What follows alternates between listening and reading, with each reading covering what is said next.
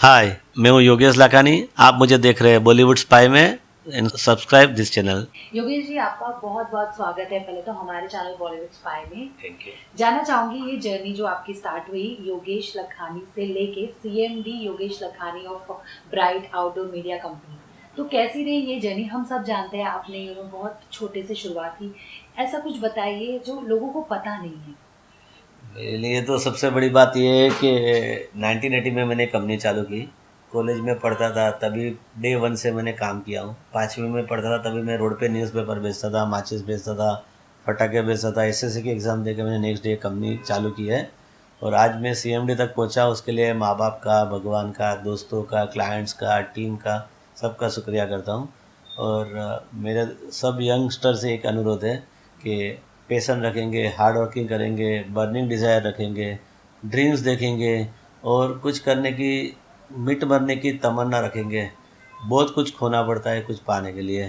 तो लाइफ में हमने family life, professional life, personal life बहुत सेक्रीफाइस किया है, तभी सफलता मिली है। और आज दुनिया में ब्राइट के पास 5,000 से ज़्यादा होर्डिंग्स है। 5,000 से ज़्यादा बार मैं स्टेज पे फेलिसिटेट हुआ हूँ। 2,000 से ज़्यादा अवार्ड मिले हैं। और 90% मूवी, सीरियल, अवार्ड्स, एल्बम के सिवा थाउजेंड्स से ज़्यादा कॉर्पोरेट क्लाइंट्स है। 1500 होर्डिंग्स है और 100 जन की टीम है। और बहुत अच्छी बात है कि मेरा नाम आजकल मैं जो भी पार्टी में जाता हूँ, पहले मैं लोगों के पीछे सेलिब्रिटी के लिए फ़ोटो निकालने के लिए पीछे दौड़ता था। अभी लोग मेरे पीछे फ़ोटो निकालने के लिए मेरे भी आ रहे हैं, इंटरव्यूज़ आ रहे हैं। मेरा ईटी नाउ में, इकोनॉमिक टाइम्स में, जूम में, एवरीवेयर, जितने भी बहुत सी चैनल में मेरा इंटरव्यू आ चुका है। तो जानना चाहूंगी ब्राइट, ये जो नाम है बहुत ज्यादा कैची है, जुबान पे तुरंत आ जाता है, तो ये ब्राइट आपने मतलब कैसे सोचे कि हाँ मुझे ब्राइट ही नाम रखना है? इसके मैं बारे की बचपन बिहाइंड द में स्टोरी चाहिए। मैं बचपन में जब छोटा था 1980 में, तभी मेरे घर के आगे थोड़ा सा एक ब्राइट गारमेंट करके था। तो मैंने बहुत दिन से वो ब्राइट गारमेंट पढ़ता, तो मैंने भी सोचा कि ब्राइट नाम से कोई कंपनी करेंगे। तो उस दिन से मैंने भी अपना ब्राइट नाम रखा। और ब्राइट नाम मुझे इतना पसंद आया कि ये ब्राइट मतलब सनलाइट, उजास, पॉजिटिव अप्रोच और ब्राइटनेस जीवन के, हर एक के जीवन में मेरे होर्डिंग से छलके, इसीलिए मैंने ब्राइट नाम सेलेक्ट किया। आपने मतलब आपको कभी आइडिया कि मुझे यही मतलब आउटडोर मीडिया होर्डिंग्स इसी में ही जाना है, कब आपको ये आइडिया? मैं 1980 में जब सिनेमा एडवर्टाइजिंग का काम किया, 3 साल के बाद मैंने 83 में newspaper, railway platform board, kiosk और वो सब का काम किया। 87 से मैं होर्डिंग इंडस्ट्री में आया हूँ। और मैंने पहला होर्डिंग मलाड में स्टेशन में प्लेटफॉर्म नंबर 4 पे लगाया, जिसका 1,000 रुपये साल का प्राइस था। उस टाइम सस्ता था। और मेरे को फिल्म लाइन का क्रेज़, मेरे घर के थोड़े आगे माणिकचंद के में एक जन जॉब करते थे, मेरे कोई पहचान वाले रहते थे। उन्होंने मेरे को पहला 1988 में माणिकचंद फिल्म फेयर अवार्ड का काम दिया। तो मैं जब पहली बार फिल्म के लिए गया, तो मुझे बहुत अच्छा लगा कि यार सब स्टार्स को देख के, एक स्टार का क्रेज़ रहता ही हर एक को। तो मैं सोचा चलो फिल्म लाइन का काम चालू करूँ। तो मैंने फिर 1988 से फिल्म इंडस्ट्री का काम चालू किया। छोटे छोटे फिल्म के होर्डिंग्स लगाने। मैंने पहली स्कीम निकाली जिसमें ना 2.5 लाख रुपये में 50 होर्डिंग। तो फिल्म इंडस्ट्री में सबको एकदम अट्रैक्ट हो गया कि इतने सस्ते में इतने अच्छे होर्डिंग मिल रहे हैं। तो लोग है ना पहले 6 सीटर पोस्टर रोड पे लगा देते हैं, इलीगल होते थे, जिसमें बीएमसी और सब प्रॉब्लम होता था। तो मैंने लीगल वे में उनको बताया कि 20x10 के बड़े बोर्ड आपको इतने सस्ते में 2.5 लाख रुपये में, 2,50,000 रुपये में 50 होर्डिंग मिलेंगे और पूरा मुंबई कवर होएगा। तो उस टाइम पे 2,50,000 की भी कोई कीमत नहीं थी इतने बड़े फिल्म के सामने। तो वो हिसाब से मेरा फिल्म लाइन का काम चालू हुआ। और सभी की लाइफ की पहली फिल्म सभी सुपरस्टार की, तभी सब लोग की एंट्री रिलीज थी। होने से पहले आपकी तो है। मैंने किया और सबकी पहली फिल्म का काम मैंने किया है। मोस्टली मोस्टली जितने भी है।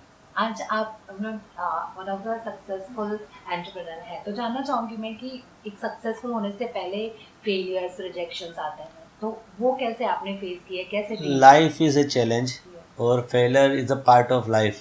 जैसे दिन के बाद रात आती है, सुख के बाद दुख आता है। तो failure is nothing in life. It अपने अपनी सोच है कि मैं पास हूँ या फेल हूँ।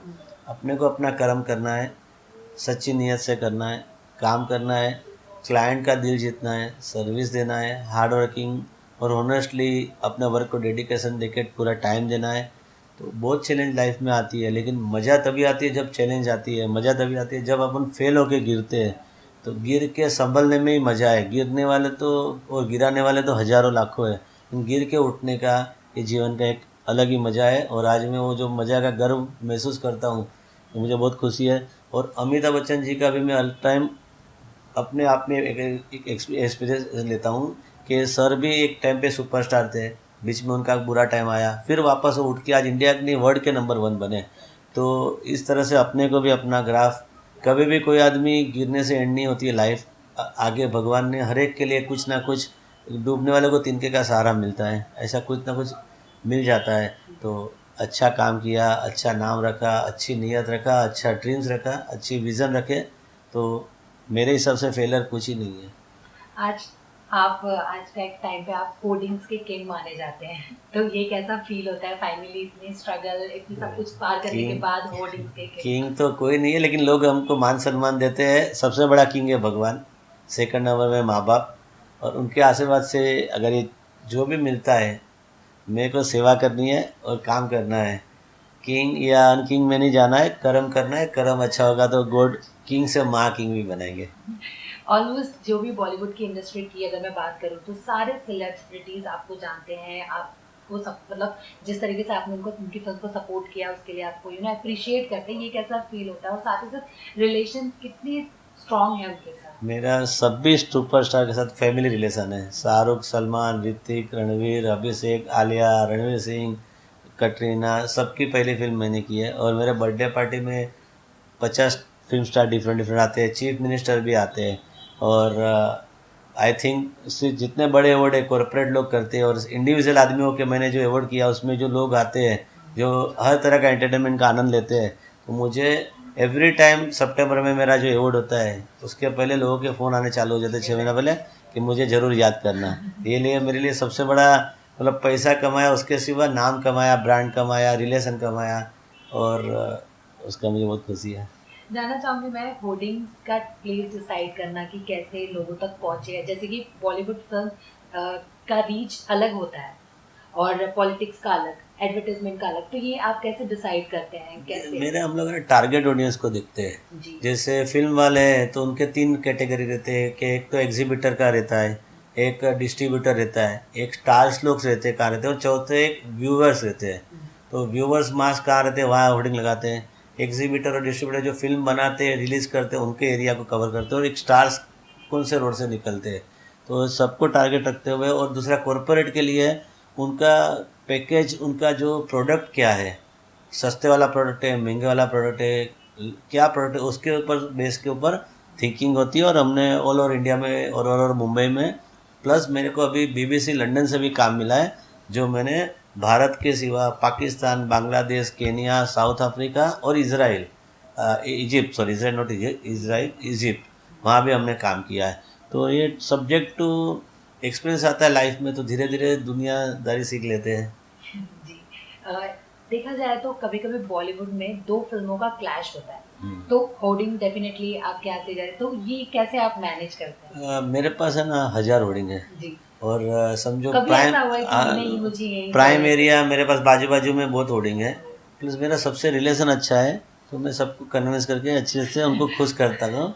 तो क्लेश तो मेरे बहुत बहुत बार एक साथ में बहुत फिल्म आई है, लेकिन मैंने क्लेश टाइप नहीं, मैंने उनको सॉल्यूशन टाइप में सबको सजेस्ट किया कि आपको यहाँ एरिया अच्छा है, आपका टारगेट यहाँ अच्छा है। ऐसे इवन अभी लास्ट टाइम बीजेपी इलेक्शन हुआ था 2014 पे, तभी मैंने बीजेपी, कांग्रेस और शिवसेना तीनों का काम किया था।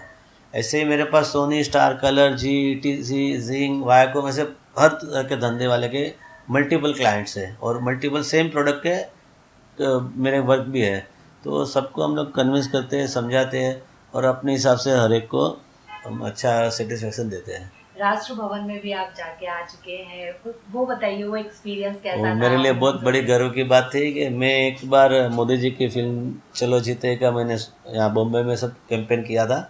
तो उसका स्पेशल स्क्रीनिंग शो था जिसमें राष्ट्रपति में थे, राष्ट्रपति भवन में थे, राष्ट्रपति जी भी थे। तो उस टाइम मेरे को भी आमंत्रण दिया गया था। तो मेरे को बहुत खुशी है कि मैं देश के इतने बड़े, इतने आदरणीय सर के साथ मुझे जाने को मौका मिला है। मैं मेरे जीवन को धन्य मानता हूँ उसके लिए। तीनों खान्स के साथ कैसी बॉन्डिंग है, साथ ही साथ कोई ऐसी मेमोरीज, कोई ऐसा मोमेंट अगर आप शेयर कर सके? शाहरुख भाई के साथ मेरी इतनी अच्छी दोस्ती है कि उन्होंने मेरे को बोला कि मेरी पहली से आखिरी फिल्म तक शाहरुख भाई ने मेरे को वचन दिया कि मैं तुम्हारे साथ ही हूँ। तो अभी तक उन्होंने जितनी फिल्म बनाई मेरे साथ रहे। एक दूसरा वो 3 बार मेरे बर्थडे पार्टी में आए, और सुबह एक बार तो रात को 3 बजे आए, उनकी फिल्म रिलीज़ थी, टाइम में था तो 3 बजे मुझे बर्थडे विश करने आए। ये सबसे बड़ी मेमोरी है। सलमान भाई और आमिर भाई भी मेरे दोस्त ही है, सभी की फिल्म में मैंने की है। अभी के लेटेस्ट में रणवीर सिंह, रणवीर कपूर और जो वरुण है, सब लेटेस्ट के भी सभी की फिल्म मैंने की है। तो अभी सबके साथ मेरी अच्छी बॉन्डिंग है, अच्छी दोस्ती है, और सब मुझे लाइक करते हैं, मेरे नेचर को, मेरे काम को, और मैं दिल से करता हूँ काम, तो वो लोग भी मुझे साथ दिल से जुड़ते हैं। इस साल की सबसे बड़ी फिल्म देखा जाए तो भारत, हम्म। आने वाली एक्साइटमेंट कितना है सलमान खान की फिल्म के लिए, और क्या कुछ आपने अ, डेफिनेटली आपके इधर तो होर्डिंग्स लगने वाली, क्या कुछ है फिल्म में? लास्ट ईयर की सबसे बड़ी हिट फिल्म सिम्बा मैंने की थी। रणवीर सिंह ने स्पेशल मुझे थैंक यू बोला है, और रोहित शेट्टी जी के साथ फिल्म मैंने की है। भारत के लिए भी बात चालू है, अभी तक उनका कुछ मार्केटिंग और मीडिया प्लान बना नहीं है। और खाली भारत नहीं है, साल में ऐसे 15-20 बड़ी पिक्चर बनती है, और अगर वो लोग होर्डिंग लगाते हैं तो मोस्टली तो सब ब्राइट के थ्रू ही लगाते हैं, और भगवान के आशीर्वाद से मोस्टली तो मेरा नाम से मेरी कंपनी से सब लोग काम कराते हैं। मोर देन 500 अवार्ड से आपको सम्मानित किया गया है, ये कैसी फीलिंग होती है? साथ ही साथ एक्सपेक्ट किया था आपने कभी कि हाँ मैं इतना तक आप पहुंचेंगे, इतने अवार्ड से आपको नहीं, सम्मानित? 100% अभी तो मेरे को अब 2000 तक से ज़्यादा भी मुझे अवार्ड मिले अभी तक, और 5000 से ज़्यादा बार स्टेज पे मेरे को फेलिसिटेट किया गया है। तो काम को एप्रिसिएशन मिलता है, इसलिए बहुत खुशी की बात है। और ये मैंने एक्सपेक्ट अभी लास्ट 2-3 साल से किया था, अच्छा काम देख के। स्टार्टिंग में नहीं किया था कि मैं अवार्ड के लायक भी बनेगा। आप इसके बिजनेस ये तो चला ही रहा है, साथ साथ सोशल वर्क भी कर रहे हैं, जिस तरीके से फ्री डायलिसिस हॉस्पिटल ये सब आप करवा रहे हैं, ये थॉट कब आया कि हाँ मुझे ये भी चीज़ें करनी चाहिए, ला ब्लड डोनेशन कैंप, ये सारी चीज़ें आप करते हैं, बताइए ला कैसे मैनेज करते हैं? कोई टेंशन नहीं मैम, संडे के दिन मैं जल्दी उठता हूँ और ये सोशल एक्टिविटी को टाइम देता हूँ। और मैंने अभी मेरी टीम एस्टाब्लिश कर ली है 100 जन की। मैंने बिजनेस को ऐसा सिस्टम बनाया कि मेरे बगैर भी बिजनेस चलते रहे। मेरे पास एक एक आदमी 20 साल, 25 साल, 15 साल, 18 साल से है, उनको पावर्स दिए, वो लोग काम संभालते हैं।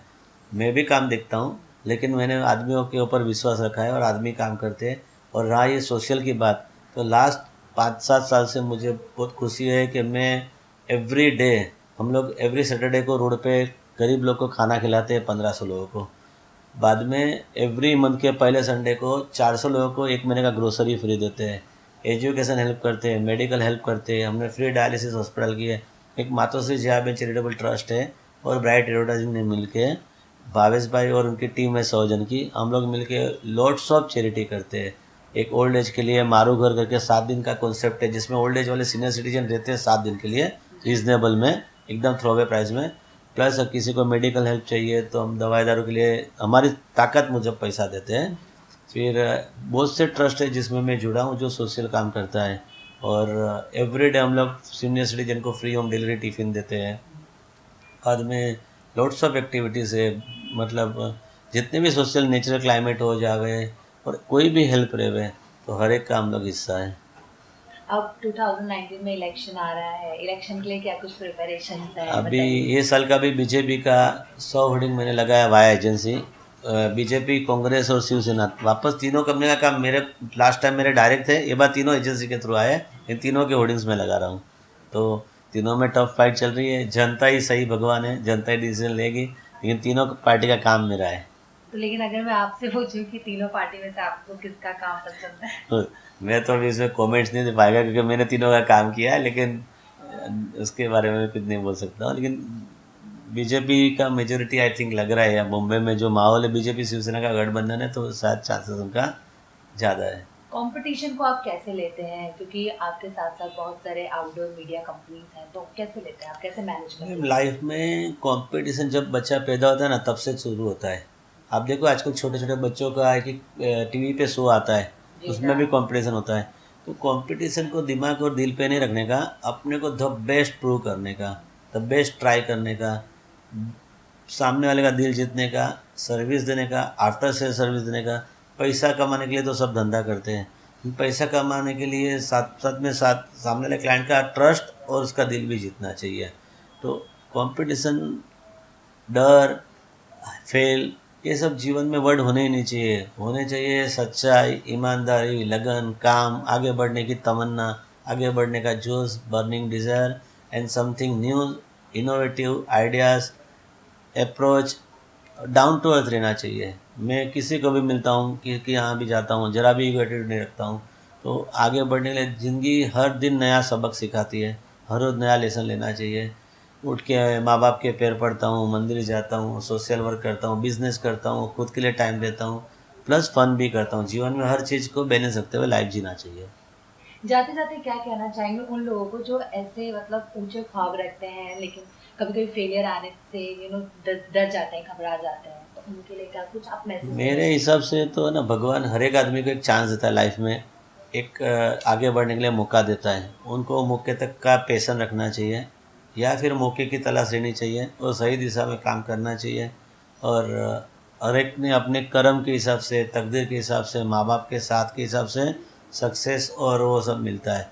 खाली मेहनत से कुछ नहीं होता है, लक भी लगता है साथ में। तो मेहनत, लक, भगवान पे ट्रस्ट और अपना विज़न, चारों को बनाए रखे, पैशन रखते हुए, नर्वस नहीं होके, डाउनफॉल नहीं होना चाहिए और आगे लड़ना चाहिए।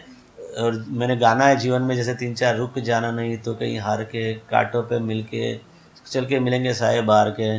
फिर इतनी शक्ति हमें देना दाता, मन का विश्वास कमज़ोर होना, और समझौता गमों से कर लो, ज़िंदगी में गम भी मिलते हैं। दूसरा, राही मनवा दुख की चिंता क्यों सताती है, दुख तो अपना साथी है। तो ये 4-5 गाने जो इंस्पिरेशन वाले गाने हैं कि सुख और दुख, तो दुख से डरना नहीं चाहिए और सुख से एक ईगो और एटीट्यूड भी नहीं आना चाहिए। दोनों को साथ में लेके जीवन में चलना चाहिए। Thank you so much Yogesh ji हमसे बात करने के लिए, और आपको फ्यूचर के लिए ऑल द बेस्ट, और आप ऐसे ही ब्राइट ब्राइट ब्राइट होते चाहिए। Thank you. मैं तो ब्राइट होएगा, मेरे साथ में रहने वाले स्टाफ, मेरे क्लाइंट्स, मेरे समाज और ये दुनिया और सभी ब्राइट होवे। मैं सिर्फ मेरे ब्राइट के लिए नहीं सोचता हूँ, मैं समाज के लिए भी सोचता हूँ कि समाज से भी सब मेरे जैसा समाज सेवा करने के लिए लोग आवे और आगे बढ़े और दुनिया में समाज को उपयोगी होवे। Thank you. Thank you so much.